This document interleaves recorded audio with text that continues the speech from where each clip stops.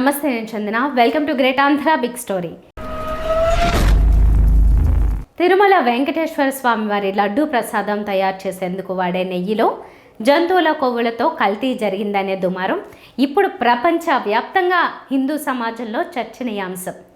జగన్ ప్రభుత్వ కాలంలో టీటీడీ బోర్డుల సారథులు పాల్పడిన దుర్మార్గపు వ్యవహారంగా దీని గురించి ప్రచారం జరుగుతున్నది.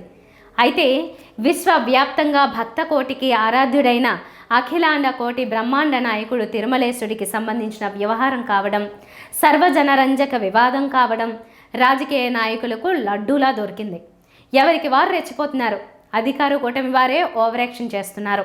పాపులెవరో తేల్చేదాకా విచారణ జరిపించాలంటూ ప్రభుత్వంలోని పెద్దలే రంకెలేయడమే తమాషా.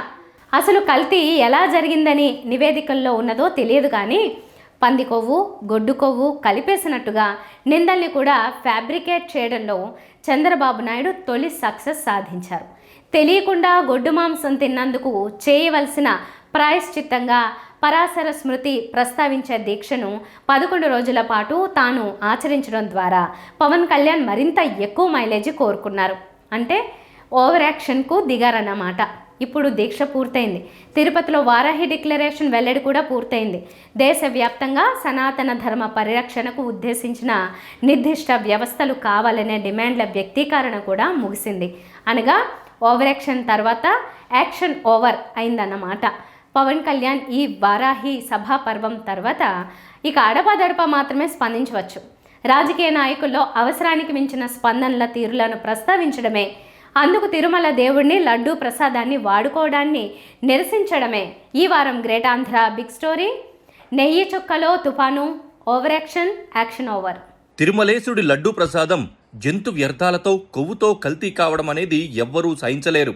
ఈ దుర్మార్గం జరిగి ఉంటే గనక ఖచ్చితంగా దోషులను శిక్షించే తీరాలి అని ప్రతి ఒక్కరూ కోరుకుంటారు.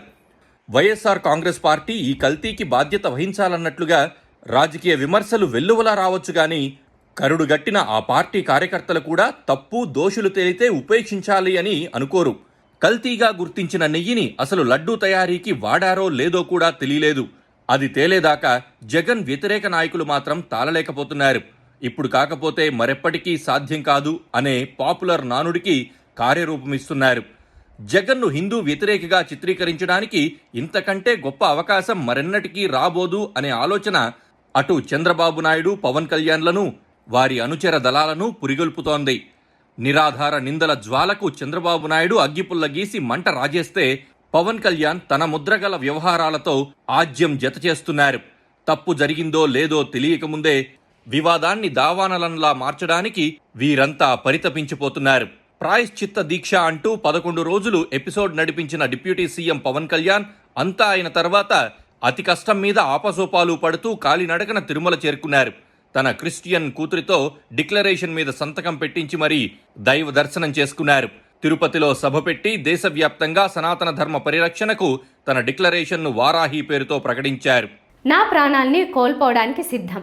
ఈ మాట చాలా నాటకీయంగా ఉంటుంది. నిజంగా ప్రాణభయం ఉన్నవారు లేదా ఎవరైనా ఇలాంటి మాట అంటే వారి సాహసానికి ముచ్చట వేస్తుంది. తన ప్రాణాలకు ఇతరులు హాని తలపెట్టగల స్థాయిలో తీవ్రమైన నిర్ణయాలు తీసుకునేవారు, పోరాటాలు చేసేవారు, ఉద్యమకారులు ఇలాంటి మాట చెబితే బాగుంటుంది. కానీ పవన్ కళ్యాణ్ ఈ కేటగిరీలకు చెందినవారు కానే కాదు. ఆయన ఒక సాధారణ రాజకీయ నాయకుడు. చిత్రమైన సంగతి ఏంటంటే ఆయన తాను ఏం చేస్తే అది పెద్ద ఉద్యమం అని, తిరుగుబాటని భ్రమిస్తారు. తనను ఎవరైనా చంపాలని అనుకునేంత పెద్ద పోరాటం, ఉద్యమం తాను చేస్తున్నాననే ఊహల్లో ఆయన ఉంటారు. నా ప్రాణాల్ని కోల్పోవడానికి సిద్ధం అనేది ఆయనకు అలవాటైనటువంటి మాట. ఆయన ఏ పని చేసినా సరే సీజన్ను బట్టి దానికి కాస్త ఎమోషన్ జోడించడానికి ఆ మాట వాడేస్తూ ఉంటారు. ఎన్నికల ప్రచార సమయంలో పార్టీని పూర్తి స్థాయిలో యాక్టివేట్ చేయడానికి కష్టపడుతున్న రోజుల్లో దాదాపుగా ప్రతి బహిరంగ సభలో కూడా పవన్ కళ్యాణ్ నా ప్రాణాలని బలి పెట్టడానికి సిద్ధం అనే మాట వాడేవారు. ఇంతకు ఆయన ప్రాణాలు బలి ఎవరికి కావాలి అనేది బహుశా ఆయనకే క్లారిటీ లేని సంగతి. ఇప్పుడు సనాతన ధర్మం అనే మాటకు పాపులారిటీ తీసుకువచ్చిన వ్యక్తి పవన్ కళ్యాణ్. ఇతర మతాల పట్ల విషం కక్కే వారికి కూడా ఈ దేశంలో ప్రాణభయం లేదు. ముస్లింల మీద విషం కక్కే హిందూ దురహంకారులు, హిందువుల మీద ద్వేషాన్ని వ్యాపింపజేయడమే తన జీవిత లక్ష్యంగా భావించి ప్రచారం చేస్తూ ఉండే ముస్లిం దుష్టులు వీరిని మించి హిందూ దేవుళ్లను నీచంగా అవమానించడం ద్వారా మాత్రమే తమ వ్యాప్తి జరుగుతుందని భావించే క్రిస్టియన్లు ఇలాంటి పెక్కు రకాల మంది ఈ లౌకిక దేశంలో పుష్కలంగా ఉన్నారు. వారెవ్వరికీ కూడా ప్రాణభయం ఏర్పడలేదు. తన మతం గురించి మరొకరు నీచమైన దుడుకు వ్యాఖ్యలు చేసినప్పుడు వారి తల తెస్తే బహుమతులిస్తా వంటి ప్రకటనలు మనకున్నాయి, కానీ అవి హత్యలుగా పరిణమించిన ఉదాహరణలు మనకు లేవు. అంతటి తీవ్రమైన వ్యవహారాలకే ఈ దేశంలో ప్రాణహాని లేనప్పుడు పవన్ కళ్యాణ్ రాజకీయ ప్రయోజనాల లక్ష్యంతో మాట్లాడే మాటలకు ప్రాణహాని ఉంటుందని అనుకోవడం పెద్ద కామెడీ. మొన్న ప్రజల సమస్యల కోసం, నిన్న జగన్ పాలన నుంచి ప్రజలను కాపాడడం కోసం, ఇవాళ సనాతన ధర్మ రక్షణ కోసం ఇలా చీటికి మాటికి ప్రాణాలు బలివ్వడానికి సిద్ధమని పవన్ చెబుతూ ఉంటే ఆ మాటల్లో ఫోర్స్ పెరుగుతుందని ఆయన అనుకుంటూ ఉండవచ్చు, కానీ ప్రజల దృష్టిలో అవి కామెడీ అవుతున్నాయి. పవన్ కళ్యాణ్ ఇప్పుడు సాధారణ సినిమా హీరో కాదు. ఆయన ఒక రాష్ట్రానికి ఉప ముఖ్యమంత్రి. మీకోసం ప్రాణాలు బలిపెట్టడానికి సిద్ధం అని మాట ఇచ్చి మరీ ప్రజాసేవలోకి వచ్చిన నాయకుడు. ఇప్పుడు సనాతన ధర్మాన్ని కాపాడడానికి నా రాజకీయ హోదాను, పదవిని, అధికారాలనే కాదు, నా ప్రాణాల్ని కోల్పోవడానికి సిద్ధం అని ఆయన చెప్తున్నారు. ఈ త్యాగబుద్ధి అంత ఈజీగా రాగలిగేది కాదు. హిందూ ధర్మం పట్ల ఆయనకు చిత్తశుద్ధితో కూడిన భక్తి ప్రపత్తులు, విశ్వాసం ఉండబట్టే వచ్చిందని అనుకుందాం. కానీ ఆయన ప్రధానంగా గుర్తించాల్సింది ఏంటంటే సనాతన ధర్మాన్ని కాపాడడానికి నడుం బిగించడం అనేది ఒక కేటగిరీ పని. ప్రజా జీవితంలో ఉంటూ రాజకీయ అధికారం వెలగబెడుతూ ఉండడం ఇంకో కేటగిరీ పని. రెండు జమిలిగా చేస్తానంటే రెండు పడవల మీద కాళ్ళు పెట్టి ప్రయాణం సాగించినట్టే ఉంటుంది సనాతన ధర్మానికి అపచారం జరిగినప్పుడు. జగన్ పాలనా కాలంలో హిందూ ఆలయాల పట్ల ఎక్కడెక్కడ ఏ అపచారాలు జరిగాయో వాటన్నింటినీ కూడా పవన్ కళ్యాణ్ ప్రత్యేకంగా ప్రస్తావించారు. రాముడి విగ్రహానికి తల తీసేయడం దగ్గర నుంచి రథం తగలబెట్టడం ఇత్యాది ఘటనలన్నీ ఉదహరించారు. ఇప్పుడు నెయ్యి కల్తీ సరే, అది ఆయన పోరాటాల్లో పాశుపతాస్త్రం వంటిది. హిందుత్వం పట్ల ఇలాంటి అపచారాలు జరిగినప్పుడు వాటి మీద పోరాడడం అవసరమే. లేకపోతే అలాంటి దుర్మార్గాలు చేసేవారికి తెగింపు వచ్చేస్తుంది. వారిని కఠినంగా శిక్షించకపోతే ప్రజాగ్రహం చవిచూడాల్సి వస్తుందనే భయం పాలకుల్లో కూడా పుట్టాలి. కాబట్టి ఈ పోరాట స్ఫూర్తి అవసరమే. అందుకు కంకణబద్ధమవుతున్నందుకు పవన్ కళ్యాణ్ను అభినందించాల్సిందే. అయితే సనాతన ధర్మాన్ని కాపాడడం అంటే ఇదేనా? అలా అని సరిపెట్టుకుంటే ఆత్మవంచన. ధర్మాన్ని కాపాడడం అంటే రాముడి తల తెగినప్పుడు, తిరుమల లడ్డూలో పందికొవ్వు కలిసిందని తెలిసినప్పుడు పవన్ కళ్యాణ్ ప్రాయశ్చిత్త దీక్ష చేయడం, ఆవేశంగా విమర్శలు చేయడం మాత్రమే కాదు. ఒక్క పవన్ కళ్యాణ్కు ఇది పరిమితం కూడా కాకూడదు. ఇలాంటి సంఘటన జరిగినప్పుడు కోట్లాది మంది హిందువులు తమ నిరసనను, అసంతృప్తిని బహిరంగంగా వెళ్ళగక్కగల స్ఫూర్తిని, చైతన్యాన్ని వారిలో తీసుకురాగలిగినప్పుడే అది ధర్మాన్ని కాపాడడం అవుతుంది. అలాంటిది పవన్ ఏం చేశారు, ఏం చేస్తున్నారు? తానొక్కడూ దీక్ష చేస్తున్నా అనే బదులుగా రాష్ట్రంలో ఉన్న హిందువులు, తిరుమలేసుని భక్తులు, సనాతన ధర్మాచరణ పట్ల శ్రద్ధ ఉన్నవారందరూ ఒకరోజు దీక్ష చేసేలా ఏదైనా పిలుపు ఇచ్చి ఉంటే అది ఇంకా బేషుగ్గా ఉండేది. నిజం చెప్పాలంటే అధికారంలోకి వచ్చిన తర్వాత పార్టీని బలోపేతం చేసుకోవడానికి ఇతర పార్టీల నాయకులకు కూడా రెడ్ కార్పెట్ వేస్తూ విస్తరిస్తున్న జనసేనకు కూడా లాభం జరిగేది. ఇలాంటి బృహత్ ప్రజా కార్యక్రమం వల్ల పార్టీ ఇమేజీ రాష్ట్ర వ్యాప్తంగా పెరిగేది. పవన్ కళ్యాణ్కు జగన్మోహన్ రెడ్డిని బద్నాం చేయడం, ఆయన మీద నింద వేయడంలో ఉండే ఆసక్తి తన పార్టీని బలోపేతం చేసుకోవడం మీద లేదు. అలా అంటే నాకు రాజకీయం అక్కర్లేదు, సనాతన ధర్మ పరిరక్షణే ముఖ్యం అని నాటకీయ డైలాగులు వల్లించగలరు ఆయన.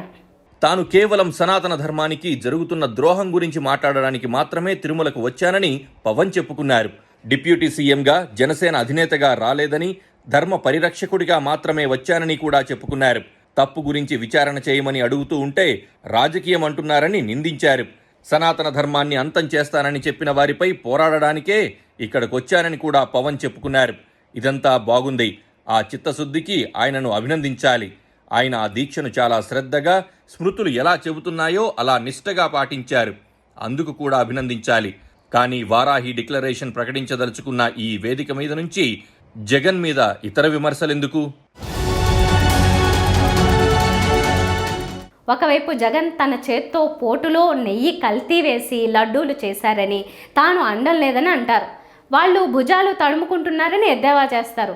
మరోవైపు అసలు నెయ్యి వ్యవహారానికి సంబంధం లేకుండా జగన్ అమాయకుడు, శుద్ధపూసేమీ కాదు, ఆయనపై మోసం, నేరపూరిత విశ్వాసఘాతుకం, అధికార దుర్వినియోగం వంటి 29 కేసులు ఉన్నాయని అంటారు.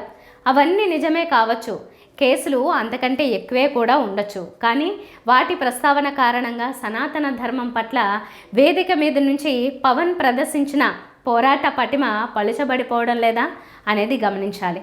జగన్ ప్రభుత్వ కాలంలోని టీటీడీ బోర్డు సారథులు ఏఆర్ డైరీ వారితో కుమ్మక్కయి వారికి కాంట్రాక్టు కట్టబెట్టడానికే నిబంధనలు పూర్తిగా మార్చి లాలూచీ పడ్డారనేది ప్రధాన ఆరోపణ. ఏఆర్ డైరీకి అంత సామర్థ్యం లేకపోయినప్పటికీ కాంట్రాక్టు దక్కించుకున్నదని, ఇతర డైరీల నుంచి నెయ్యిని ట్యాంకర్లతో కొనుగోలు చేసి తమ వద్దకు తెప్పించుకుని అక్కడ బాగా కల్తీ చేసి ఆ తర్వాత తిరుమలకు సరఫరా చేసిందనేది ఆనం వెంకటరమణారెడ్డి వంటి వారు పదే పదే చేస్తున్న ఆరోపణ. కేవలం ఒకే నంబరు గల ట్యాంకర్ ద్వారా వేర్వేరు బిల్లులతో రవాణా జరిగిందనే మాటను పట్టుకొని ఆయన అనేక నిందలు వేస్తున్నారు. అయితే కనీస లాజికల్ స్పృహతో ప్రాథమికంగా కొన్ని వాస్తవాలు నిగ్గు తేల్చాలి అని ఎవ్వరూ అడగడం లేదు. నెయ్యి ట్యాంకర్లంటే నీళ్లు పాల ట్యాంకర్లలాగా విస్తృతంగా అద్దెకు లభించేవి కావు, తక్కువ ఉంటాయి. కాబట్టి ఒకే నంబర్ గల వాహనం వేర్వేరు డైరీల కోసం పనిచేసి ఉండవచ్చు. ఆ కారణంగా నింద వేయడం సరికాదు. అయితే ఏఆర్ డైరీ తప్పును ప్రాథమికంగా తేల్చడానికి ఒక అవకాశం ఉంది. కాంట్రాక్టు పొందిన నాటి నుంచి ఏఆర్ డైరీ ఆఫీస్ రికార్డుల ప్రకారం వారు రోజువారీ ఎన్ని లక్షల లీటర్ల పాలను సేకరించారు, రోజువారీ వారి నెయ్యి ఉత్పాదక సామర్థ్యమంతా వంటివి వారి యూనిట్లోనే ఉండే రికార్డుల్లో స్పష్టంగా దొరుకుతాయి. ఆ దిశగా దృష్టి సారించి పరిశీలన జరిపితే గనక ఒక్కరోజు వ్యవధిలోనే ఆ డైరీ సామర్థ్యం లేకుండానే మ్యానిపులేట్ చేసిందో లేదో తేలిపోతుంది. కానీ అలాంటి డిమాండ్ ఏ పార్టీ వారు కూడా వినిపించడం లేదు. తప్పు తేలడం, మూలమెక్కడుందో కనిపెట్టి దానికి పరిష్కారం కనుక్కోవడం ఈ నాయకుల లక్ష్యం కానే కాదు. కేవలం రాజకీయ ప్రయోజనాలు మాత్రమే వారికి కావాలి. పైకి మాత్రం అబ్బెబ్బే రాజకీయమా కానే కాదు, కేవలం దేవుడి కోసం, ధర్మం కోసం అని మాయమాటలు పలకాలి. ప్రభుత్వం చేస్తున్న ఆరోపణలు అన్నీ నిజమనే అనుకుందాం. ప్రస్తుతానికి సుప్రీంకోర్టు 5గురితో ఒక స్వతంత్ర సిట్ను ఏర్పాటు చేయడానికి ఆదేశించింది. 2 సిబిఐ, 2 ఏపీ పోలీస్, ఒక FSSAI అధికారులతో ఈ సిట్ ఉంటుంది. దీనిని సిబిఐ డైరెక్టర్ స్వయంగా పర్యవేక్షిస్తారు. ఏం జరిగింది, ఎంత మేర తప్పు జరిగింది అనే సంగతులు వారు తేల్చడానికి ఇంకా కొన్ని వారాలు పట్టే అవకాశం ఉంది. దేవుడి పట్ల ఎంత అపచారం జరిగిందో, భక్తుల పట్ల ఎంత ద్రోహం జరిగిందో అప్పటికి తేలుతుంది. అయితే ప్రభుత్వం చెబుతున్న ఆరోపణలన్నీ నిజమే అని తేలినట్లే భావించినప్పటికీ జరిగిన నేరం ఏమిటని అనుకోవాలి? నెయ్యిని కల్తీ చేయడం మాత్రమే. ఆహార పదార్థాల కల్తీకి మన దేశంలో ఉన్న చట్టాలు ఏం చెబుతున్నాయి, ఏం శిక్షలు వేస్తున్నాయి, మనకు అవగాహన ఉందా? ఇండియన్ పీనల్ కోడ్ సెక్షన్లు 272 నుంచి 278 వరకు ఆహార పదార్థాలు, పానీయాలు కల్తీకి సంబంధించిన సంగతులను చర్చిస్తాయి. ఈ సెక్షన్ల కింద ఒక వ్యక్తి కల్తీకి పాల్పడినట్లయితే అతనికి గరిష్టంగా 6 నెలల వరకు జైలు శిక్ష పడే అవకాశం ఉంది. దాంతోపాటు 1000 రూపాయలు జరిమానా కూడా విధించవచ్చు. ఈ రెండూ కలిపి విధించడానికి కూడా అవకాశం ఉంది. అంతే తప్ప కల్తీ చేసింది తిరుమల దేవుడి ప్రసాదానికి వాడే నెయ్యి గనుక దానికి ప్రత్యేకమైన పీనల్ కోడ్ సెక్షన్లుండవు. అంతగా కావాల్సొస్తే మత విశ్వాసాలను దెబ్బతీయడం, మనోభావాలను గాయపరచడం వంటి అభియోగాలకు సంబంధించిన సెక్షన్లను కూడా బనాయించవచ్చు. కానీ దోషి, అది కూడా ఎవరో తేలితే వారి తరపు న్యాయవాది అలాంటి కల్తీ జరగడానికి కేవలం వ్యాపారంలో లాభార్జనే తప్ప మరొక ఉద్దేశం లేదని వాదిస్తే ఆ సెక్షన్లు కూడా నిలవకపోవచ్చు. మరి ఈ నేరం నిజమే అనుకున్నప్పుడు ఇంత పెద్ద దైవద్రోహానికి పాల్పడిన వ్యక్తిని ఏ రకంగా శిక్షించగలమని పవన్ కళ్యాణ్ లేదా చంద్రబాబు అనుకుంటున్నారో తెలీదు. మహా అయితే ఏఆర్ డైరీ వారిని బ్లాక్ లిస్ట్లో పెట్టించగలరు. ఈ ద్రోహానికి ఈ శిక్ష సరిపోతుందా? చాలదుగాక చాలదు. ఏ తర్వాత చెప్పొచ్చేదేంటంటే, చట్టం, రాజ్యాంగం ప్రకారం నడిచే కోర్టులు ఇలాంటి దైవ ద్రోహం చేసిన వ్యక్తిని 6 నెలలకు విడిచిపెట్టవచ్చుగాక. కానీ తిరుమల దేవుడు వదిలిపెట్టడు. తిరుమల క్షేత్రంలో తప్పులు చేసేవారు సాధారణంగా స్వామివారి నేత్ర దర్శనం రోజుగా భావించే గురువారం నాడు పట్టుబడుతుంటారు. వారికి శిక్షలు పడుతుంటాయి. దేవుడి పట్ల విశ్వాసం భక్తుల్లో పెరుగుతూ ఉంటుంది. అంటే తన పట్ల అపచారం చేసిన, తన భక్తులను వంచిన ద్రోహికి ఎలాంటి శిక్ష వేయాలో దేవుడు నిర్ణయించుకోగలడు. 6 నెలలు జైలుకి మించి శిక్షించే వెసులుబాటు లేని కోర్టుల శిక్షలతో ఆయనకు నిమిత్తం లేదు. ఆయన కోర్టులో అలాంటి తప్పు చేసిన వాడికి ప్రత్యేకమైన దండన ఉంటుంది. కాబట్టి జరిగిన అపచారానికి సంబంధించి చంద్రబాబు వంటి రాజకీయ నాయకులు, పవన్ కళ్యాణ్ వంటి సదాచార, సనాతన ధర్మాచార పరాయణులు దుఃఖించాల్సిన అవసరం లేదు. కానీ వారు తమ బాధ్యతలను గుర్తెరిగి స్పష్టతతో, నిబద్ధతతో పనిచేయాల్సిన అవసరం ఉంది. పవన్ కళ్యాణ్ గారు, దేవుడి ప్రసాదంలో కల్తీ జరిగితే ఆ సంగతి దేవుడు చూసుకోగలడు. దోషుల్ని ఎలా శిక్షించాలో ఆయనకు తెలుసు. కానీ ఈ దేశంలో లేదా తమ పరిపాలన సాగుతున్న ఆంధ్రప్రదేశ్ రాష్ట్రంలో కల్తీ జరుగుతున్నది, ఆరోపణలన్నీ నిజమే అనుకుంటే గనుక కేవలం తిరుమల లడ్డు మాత్రమే కాదని మీకు తెలుసా? రాష్ట్రంలో ఎన్ని రకాల కల్తీలు ప్రజల జీవితాలను ప్రమాదం అంచుకు ప్రతిరోజు కొద్దిగా నెడుతున్నాయో మీకు తెలుసా? మీరు హిందూ మతం కోసం, సనాతన ధర్మాన్ని ఉద్ధరించడం కోసం మఠం పెట్టుకున్న మత పెద్ద, పీఠాధిపతి కానే కాదు. కొన్ని కోట్ల మంది ప్రజలు మీ పరిపాలనా సామర్థ్యం మీద విశ్వాసంతో ఓట్లు వేస్తే ఈ రాష్ట్రానికి మీరు డిప్యూటీ ముఖ్యమంత్రి అయ్యారు. జస్ట్ దేవుడి పట్ల జరిగే అపచారాల గురించి ఆలోచించడం కాదు, ప్రజలకు పొంచి ఉన్న ప్రమాదాల గురించి ఆలోచించడం, పరితపించడం మీ ప్రాథమిక విధి. మీరు దానిని శుభ్రంగా నిర్వర్తిస్తున్నారా? సాక్షాత్తు తిరుమల దేవుడికి ప్రసాదాలకు వాడే దినుసులే కల్తీ అయిపోతున్నాయి. మరి ఏ విశేషమూ లేని ప్రజల జీవితాలతో ఇలాంటి కల్తీలకు పాల్పడే దుర్మార్గులు ఎన్ని రకాలుగా ఆడుకుంటున్నారో గుర్తించే ప్రయత్నం చేయబోతున్నారా లేదా? తిరుమల తిరుపతి దేవస్థానాల వద్ద వారికి సరఫరా అయ్యే దినుసుల నాణ్యతను పరీక్షించడానికి ఎంతో అధునాతనమైన ల్యాబ్లు ఉంటాయి. అయినా సరే కల్తీ జరిగిందని అనుకుంటున్నాం. మరి అలాంటి పరీక్షల ఏర్పాటు, ల్యాబ్ల వ్యవస్థ, అణువంత కూడా లేని అనాథ బతుకులుగా రాష్ట్రంలోని కోట్ల మంది ప్రజలు బతుకుతున్నారు. వారందరికీ మీరు పరిపాలకులు. వారి కోసం మీరు ఏం చేస్తున్నారు? దుకాణాల్లో అమ్మే సరుకుల్లో, పొడుల్లో, నూనెల్లో నాణ్యత ప్రమాణాల గురించి మీరు ఎంత తరచుగా తనిఖీలు చేయడం గురించి ఉత్తర్వులు ఇస్తున్నారు? హాస్టళ్లలో మధ్యాహ్న భోజన పథకం వంటల్లో నాణ్యతలను ర్యాండమ్గా తనిఖీ చేయడానికి మీరు అమల్లో పెట్టిన ఏర్పాట్లేంటి? రోడ్ల మీద, ప్లాట్ఫామ్ మీద, దుకాణాల్లో బజ్జీలు, చికెన్ పకోడీలు, నానా రకాల తినుబండారాలు అత్యంత చవక ధరలకు లభ్యమవుతూ ఉంటాయి. కుళ్ళిన, చెడిన మాంసం, చికెన్ ఉత్పత్తులే రోడ్ల మీదకి చేరుతుంటాయని, ఒకసారి వాడి వదిలేసిన అనారోగ్యకరమైన నూనెలే రోడ్ల మీద చాలా దుకాణాలకు చేరుతుంటాయని అనేక ఆరోపణలు వినిపిస్తుంటాయి. ఇలాంటి వాటి నియంత్రణకు మీరేమైనా ఆలోచన చేస్తున్నారా? లేదా ఐస్ క్రీంలు, ఐస్లు, వంటకు వినియోగించే పొడులు ఇలాంటి అనేకం దారుణంగా కల్తీ అవుతున్న సమాజం మనది. ఊర్లలో చిన్న చిన్న డెన్లు ఏర్పాటు చేసుకుని చిరు వ్యాపారాలు కూడా చిరు కల్తీలకు పాల్పడుతూ ప్రజలకు పెను ప్రమాదాలను తెచ్చిపెడుతున్నారు. ఇలాంటి వాటిని అరికట్టడానికి మీరు ఏం చేయబోతున్నారో చెప్పగలరా? ప్రజల ప్రాణాలను కాపాడే చర్యలను తీసుకోకపోతే గనక మీరు మిమ్మల్ని గెలిపించిన రాష్ట్ర ప్రజలకు ద్రోహం చేస్తున్నట్లే లెక్క.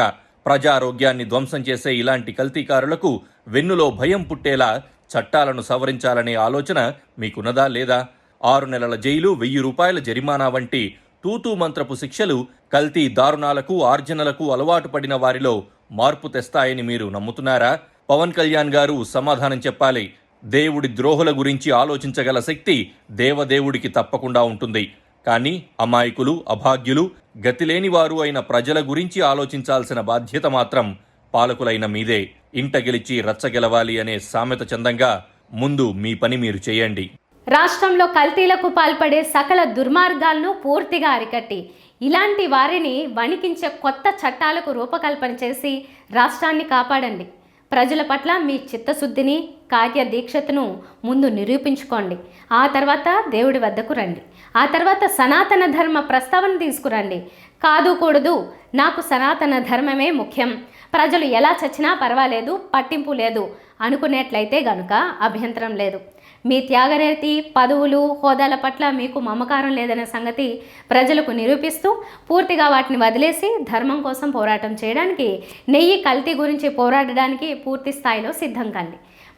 మధ్యే అనాలోచిత, ఆవేశపూరిత నాటికే వ్యవహారాలను కట్టిపెట్టండి. ధర్మో రక్షతి రక్షితః, ధర్మాన్ని కాపాడండి, ఆ ధర్మమే మిమ్మల్ని కాపాడుతుంది. ప్రజా రక్షతి రక్షితః, ప్రజల్ని కాపాడండి, ఆ ప్రజలే మిమ్మల్ని కాపాడుతుంటారు. ఇది వాళ్ళ బిగ్ స్టోరీ. మరిన్ని టాపిక్స్తో కలుద్దాం. నమస్తే.